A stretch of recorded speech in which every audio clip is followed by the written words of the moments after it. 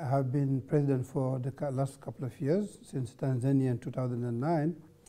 And I may say that AORTIC has done very well between Tanzania and now. In 2003, when we restarted AORTIC activities in Ghana, AORTIC was like a sleeping association. In Dakar, we started crawling a little bit, and in Cape Town, we started working.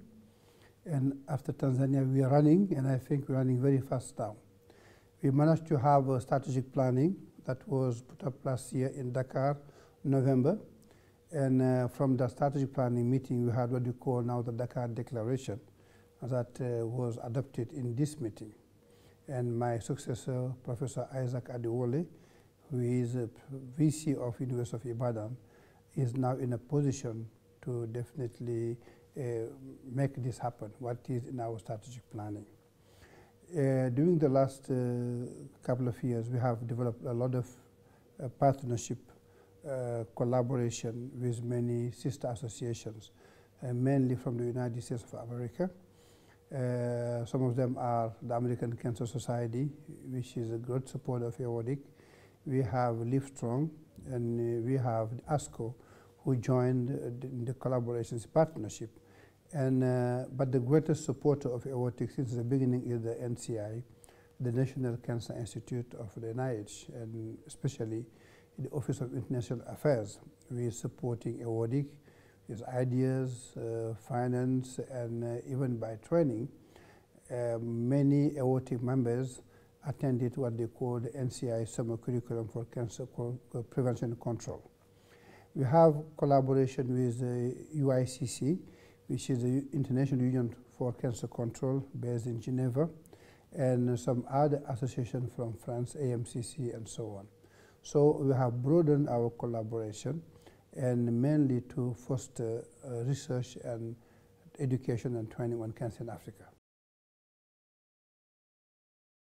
The Dakar Declaration came out after the AORTIC strategic planning meeting last year, November, that we had in Dakar.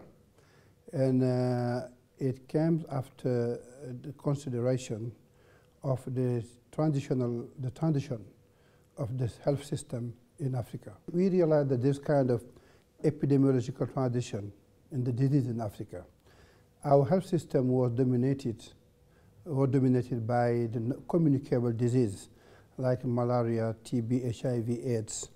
And now we are having more and more non-communicable disease like diabetes, cardiovascular disease,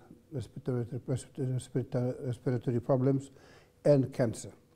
And our health system are not ready to tackle the burden of the non-communicable disease. And the declaration came out to urge African governments to put cancer on African health agenda to address this epidemiological shift in promoting education, raising awareness, promoting research, and providing services for cancer patients in Africa, providing palliative care services to those patients who present very late and are not curable anymore. Globally, it is following the new trend, the worldwide trend, because the United Nations last September in New York had a high-level summit to address the issue of non-communicable disease, and among them, cancer is one of them. We had very nice speech, very nice symposia, and I think many speakers came.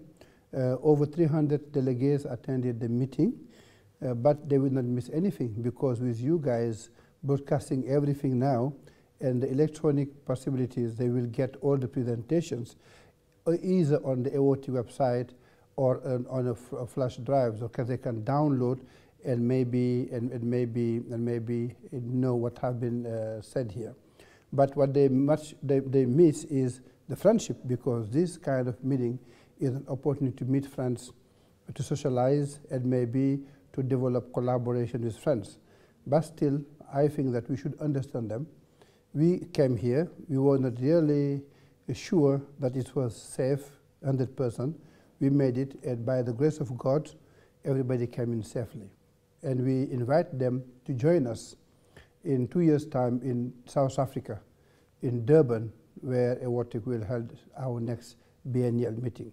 And I think that under the guidance of our new president, Professor Isaac Adewale from Ibadan, Nigeria, and the strategic planning we have now, AORTIC will move forward.